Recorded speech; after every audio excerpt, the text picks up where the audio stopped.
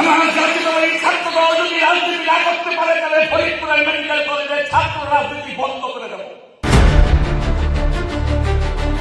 Faridpur medical কলেজে ছাত্র রাজনীতি বন্ধ থাকার সমালোচনা করে দেওয়া সেই বক্তব্যের ব্যাখ্যা দিয়েছেন জেলা বিএনপির যুগ্ম আহ্বায়ক সৈয়দ জুলফিকার হোসেন জুয়েল। মঙ্গলবার দুপুরে ফরিদপুর প্রেস ক্লাবে সংবাদ সম্মেলন করে তিনি বলেছেন, তার বক্তব্য নিয়ে বিভিন্ন ফেসবুক পেজে অপপ্রচার চালানো হয়েছে।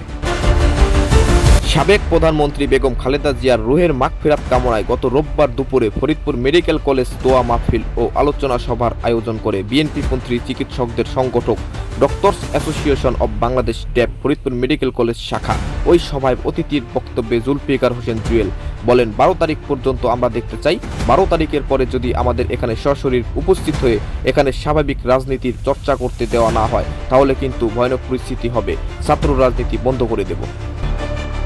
প্রসঙ্গত 2024 সালের 24 আগস্ট কলেজের একাডেমিক কাউন্সিলরের সভার এক সিদ্ধান্ত অনুযায়ী ফরিদপুর মেডিকেল কলেজে ছাত্র রাজনীতি নিষিদ্ধ আছে। এমন অবস্থায় বিএনপি নেতা জুলফিকার হোসেনের এই বক্তব্য নিয়ে গণমাধ্যমে প্রতিবেদন প্রকাশিত হলে আলোচনা সমালোচনা শুরু হয়।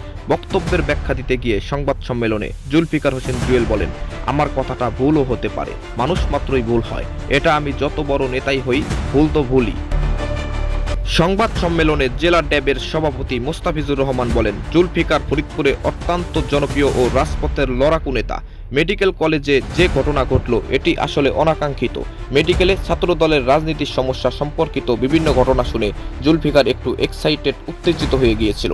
জুলফিকার এক্সাইটেড বক্তব্য দিয়েছে, আমি পরের অংশটুকু ভালো মতো শুনতে পারিনি। অনেকে করতালি দিয়েছিল, যদিও দোয়া অনুষ্ঠানে করতালি বিষয় না থাকলে ভালো হতো।